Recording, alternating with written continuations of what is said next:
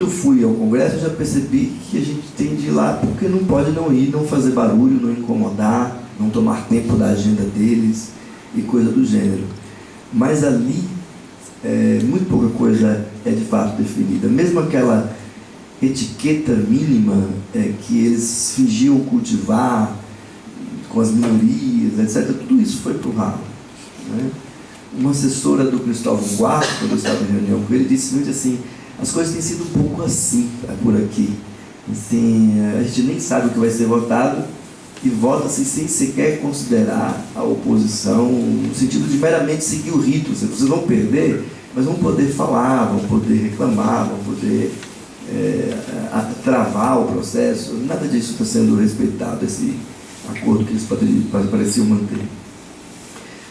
Como instituição, nós temos pensado basicamente que temos de mobilizar os professores, e aí uma iniciativa que nós queremos levar a cabo no segundo semestre é fomentar, utilizando a nossa rede de contatos, tanto da Ampof quanto do Prof. Filho, né, desse mestrado e dos programas em geral, fomentar a constituição de uma associação brasileira de professores de filosofia do nível básico.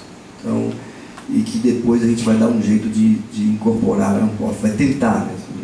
Quem tem de conversar com a comunidade, mas a ideia é que se não puder ser incorporada, que ao menos seja uma interlocutora e que a gente consiga por aí ter presença nesse processo de implementação, que não é fácil, não é na canetada. Vocês sabem que, apesar de tudo, os estados têm alguma autonomia e até as escolas têm ainda alguma autonomia prevista em lei. Então, a gente vai disputar até a última escola, né? E, por outro lado, mobilizar os alunos, que já estão mobilizados, mas no sentido de se envolverem com filosofia. A gente tem pensado em meios de fazer isso, mas um deles é promover eles chamam assim, eu já falei que não gosto muito, mas uma Olimpíada de Filosofia no ano que vem, envolvendo os alunos do nível médio, em nível estadual e depois nacional, e que conflua, esses premiados apareçam no encontro da Ampof, de outubro do ano que vem, com prêmios, direito à fala, etc. O que isso quer dizer? Bom, a gente vai desfazer uma reforma do ensino médio fazendo esse tipo de coisa, mas a gente pensa que a gente só tem capacidade de resistir se a gente conseguir se articular como os alunos se articularam nas escolas do Paraná, Goiás, aqui, São Paulo e por toda parte. Os professores têm de estar em contato e de tratar a si próprios como uma comunidade dos atingidos, e nesse sentido planejar ações em conjunto, etc. Eu quero dizer simplesmente que, por mais que pareça Sísifo, enquanto a gente empurra a pedra, parece que ela vai para o outro lado, sim, não é? Eu acho que na medida em que somos capazes de nos organizar enquanto comunidade. Não é ingênuo, não é otimista. Aliás, com uma ida ao Senado, nenhum otimismo sobrevive, eu garanto a vocês. Mas pensar uma comunidade que hoje tem uma sensibilidade muito grande para a relevância do ensino em nível médio, comunidade filosófica, os professores que a gente lê por aí e que admira, etc., muito poucos defendem, ao menos abertamente, que isso não é uma questão relevante, mesmo central. O impacto que esses estudos tiveram na formação, no interesse, na verdade, pela filosofia é muito grande. Não sei se vocês estão aqui, fizeram a prova do Enem, e o ano passado tinha uma parte específica separada de filosofia. Olha, não é brincadeira aquilo ali. Assim, se aquilo pode ser cobrado, é porque está sendo ensinado. Me parece muito bem elaborado e difícil até, né? Na verdade, o Enem foi mudando muito. Eles queriam tornar o Enem um grande vestibular, mas agora eles desistiram disso, eles querem destruir mesmo.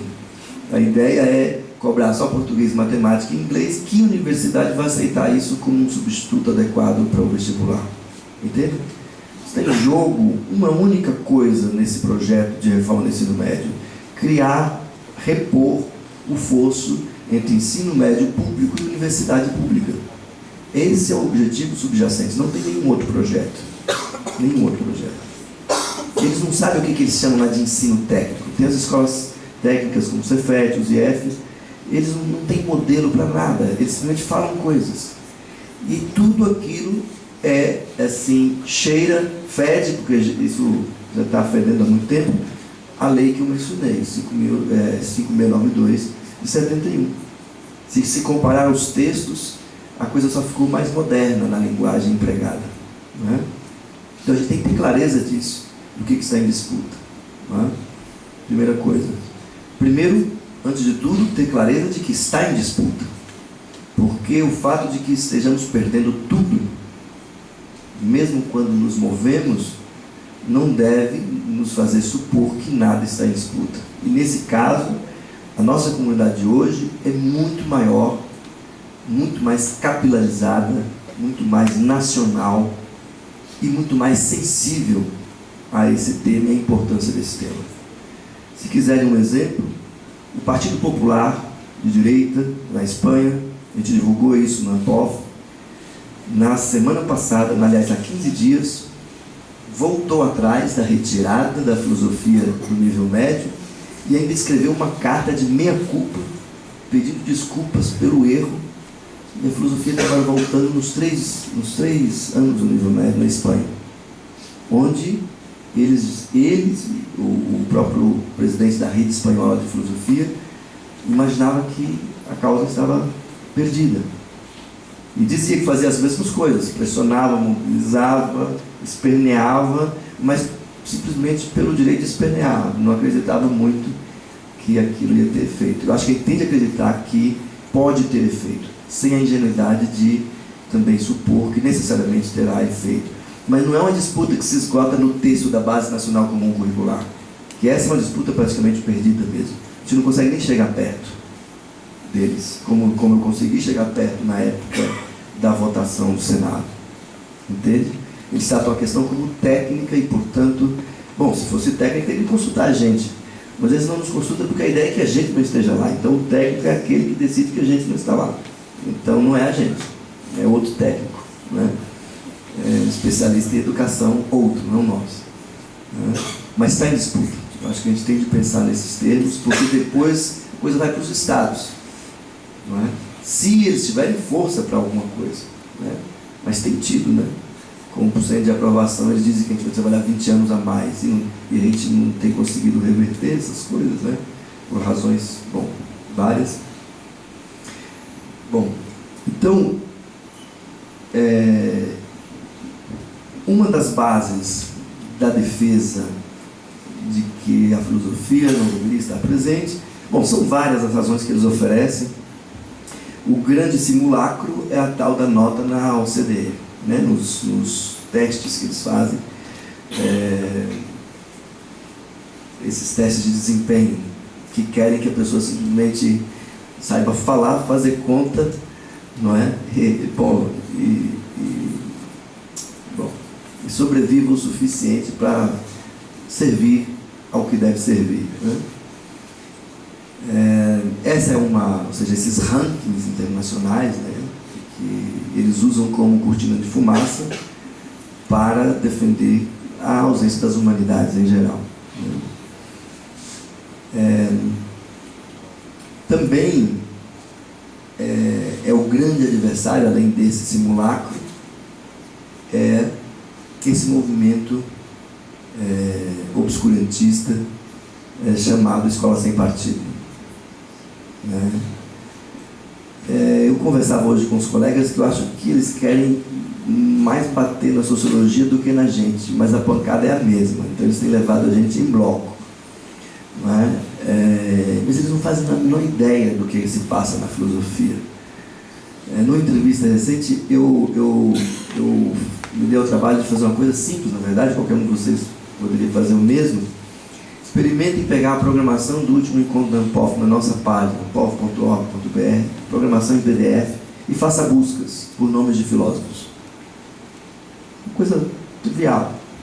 Pense primeiro nas obsessões deles, né?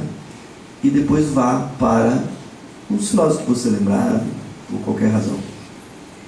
Olha, porque aquela programação é também gigantesca e tal, mas para você visualizar quantas vezes a palavra tal aparece. É muito interessante, porque as obsessões deles, infelizmente, não têm sido nossos parceiros de diálogo, muitos deles muito importantes para compreender nossa época. Entendeu? Aqueles autores que eles sempre mencionam. Né? Esse movimento exótico tem essa presença extraordinária, mas eu tenho começado a duvidar na mídia, né? Mas eu tenho começado a duvidar da força, da penetração que eles têm em relação a um pai, uma mãe que tem um filho na escola estudando filosofia, Brasil afora. Entende? Isso é uma força. Aquele pai, aquela mãe que veio o filho trazer uma tarefa, ou um trabalho para fazer sobre Descartes, sobre Platão, sobre Kant, Hume, quem quer que seja, não é? E que vê o filho ali envolvido com uma questão como aquela e que não consegue associar aquilo a toda a estratégia de destituição do ensino de filosofia como a gente tem encontrado. Eu acho um risco muito grande usar a estratégia de defender a nossa utilidade. Acho é um discurso que pode nos enredar muito mais em dificuldades do que apresentar saídas. Dizer que a gente serve para fazer ponte entre química e física. Bom, quem faz ponte é engenheiro, a filosofia é uma área. Quem ele falou isso foi o Cristóvão Buarque, por exemplo. Bom, a filosofia, tem filósofos engenheiros, não é que não haja. Tem até um famoso do século XX. Mas a questão não é esta. A questão é que eu acho que a disputa, e aí muito conservadora de nossa parte como associação, é pela disciplina filosofia. Você pode até pensar modos de operacionalizar isso, mas a disciplina e o professor. Porque se eles implantam isso, os próximos passos estão claros, vai ter de mexer na formação de professores. Não é? E eu não sei como é que seria um professor treinado para ficar, tutelando itinerário formativo. Que raio, que coisa é essa, né? Então, eu acho que se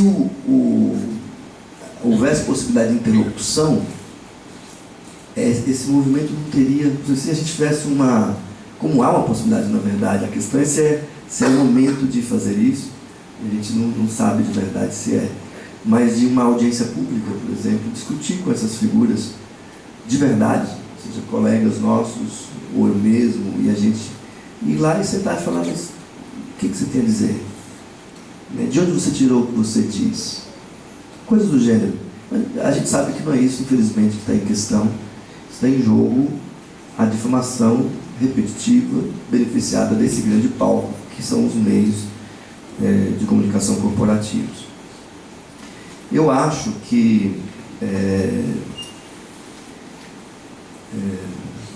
não é boa estratégia, como eu disse, pensar que a gente é útil para esse tipo de coisa. Há estudos vários, um foi muito divulgado aqui, da Inglaterra, sobre o aprimoramento da capacidade de escrita do aluno, tudo isso, mas essa vai ser a nossa última disputa, porque, no fim das contas, a gente tem que ter alguma dignidade para fora dessa serventia.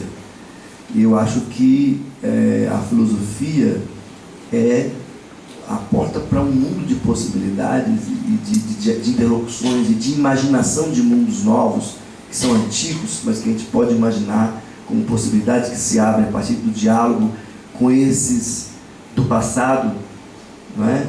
Que eram filósofos e muitas coisas mais, além de tudo tem isso, né? A filosofia é uma porta para muita coisa, se a gente pensar que é muito recente essa divisão de saberes que a gente tem, né? Eu acho que é aí que ele tem que disputar, e perder que seja, mas perder por aí, defendendo uma formação, que uma formação básica não pode ser uma formação para o adesismo ao presente, para a mera preparação para a condição de funcionário do mundo tal como ele se apresenta, para a mera condição de conformista. Eu acho que não se trata de formar para a militância política, mas de não colonizar a imaginação a ponto de as pessoas acharem que esse mundo não tem possibilidades outras, que ele é o fim dos tempos, como queria o tal do Fukuyama, que teve de engolir a seco isso nos últimos 20 anos. Né? Então, acho que é por aí que a gente tem que disputar. Então, como o título da fala é... Como é que é? Condições de... Eu devia saber, né? Porque supostamente eu estou falando sobre isso. Desafios e perspectivas. Veja, para começar a finalizar, eu ouvi vocês. Ou seja, não é uma palestra de teoria política, não era essa a ideia. Embora seria um prazer falar sobre isso também, espero poder voltar em outra ocasião. Mas, desafios e perspectivas. Eu acho que as perspectivas não são nada boas. Não sei se alguém avisou para vocês, mas eu gostaria de, se alguém não percebeu ainda, não são nada boas. Mas nós estamos em melhor condição de nos defender no campo do ensino da filosofia do nível médio do que estamos no resto, pelo menos até o momento, na política mais ampla. É a minha opinião, não uma opinião otimista, mas eu acho que ainda há disputas a travar, que a gente tem de mobilizar os envolvidos, e os envolvidos são muita gente, se você pensa nos alunos, nas famílias deles, nos professores, né? Naqueles da nossa área que tem uma interlocução privilegiada nos meios de comunicação, não é? Tem espaço para defender coisas em público, que são admirados, que são lidos. Então, a gente tem que mobilizar tudo que está. Nós vamos, por quê? Não apenas porque uma formação básica não pode prescindir de filosofia, como também não pode prescindir de história, mas porque eu acho que nós temos muito a oferecer. Muito a oferecer, muito mais do que simplesmente uma interlocução com o passado remoto, mas com ferramentas